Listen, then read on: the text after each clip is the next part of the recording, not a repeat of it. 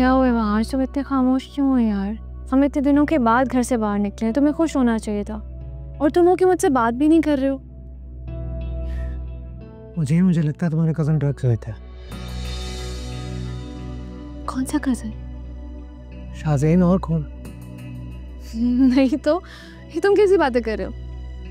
मुझे उससे ड्रग्स की स्मेल आ रही थी और उसका चेहरा देखकर ऐसे ही लग रहा था कि उसने ड्रग्स लिए। तुम पागल हो गए हो? मैंने कभी उसे ड्रग्स करते हुए नहीं देखा है। यार तुम्हारे और चाची के सामने थोड़ी लेगा ड्रग्स वो, और तुम्हें क्या पता ड्रग्स की स्मेल क्या होती। मुझे तुम्हें अकेले शाज़ेन के साथ नहीं जाना चाहिए था। शाज़ेन को कुछ सामान लेना था यार। तो सामान लेने के बाद अपने घर वापस चली जाती, उसके घर जाने की क्या जरूरत थी, वो भी अकेले। मुझे क्या पता था कि वहाँ कोई नहीं होगा। मुझे लगा कि मुलाजमा वगैरह तो होंगी। मुझे इस तरह अकेले किसी के घर जाना मुनासिब नहीं है, और तुम किसी भी मर्द पे भरोसा नहीं कर सकती। आज तो गलती कर ली तुमने, लेकिन कभी किसी मर्द पे भरोसा मत करना। तुम पे भी नहीं।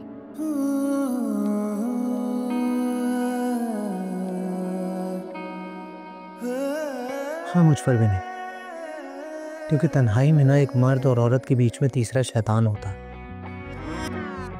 इसलिए अल्लाह ने शैतान को इंसान का खुला दुश्मन करार दिया है, ताकि इंसान उससे बचे। अच्छा बाबा, I am really really sorry, होगी गलती मुझसे। मैंने इस बारे में सोचा ही नहीं था।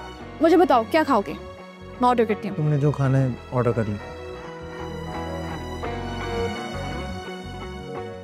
तुम नहीं खाओगे तो मैं भी नहीं खाऊंगी। चलो चले। जिया।